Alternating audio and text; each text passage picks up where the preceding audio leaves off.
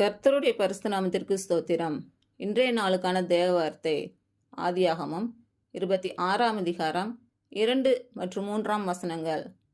கர்த்தர் அவனுக்கு தரிசனமாகி, நீ எகிப்துக்கு போகாமல் நான் உனக்கு சொல்லும் தேசத்திலே குடியிரு, இந்த தேசத்திலே வாசம் பண்ணு, நான் உன்னோட கூட இருந்து உன்னை ஆசீர்வதிப்பேன், நான் உனக்கும் உன் சந்ததிக்கும் இந்த தேசங்கள் யாவையும் தந்து உன் தகப்பனாகிய ஆபிரகாமுக்கு நான் இட்ட ஆணையை நிறைவேற்றுவேன்.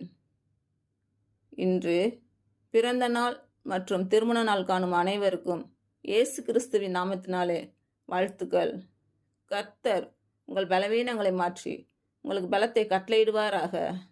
கர்த்தர் உங்களையும் உங்கள் பிள்ளைகளையும் உங்கள் பிள்ளைகளின் பிள்ளைகளையும் ஆசீர்வதிப்பாராக. கர்த்தர் உங்களோடு இருந்து உங்கள் பணிகளையும் பயணங்களையும் ஆசீர்வதிப்பாராக. ஆமேன்.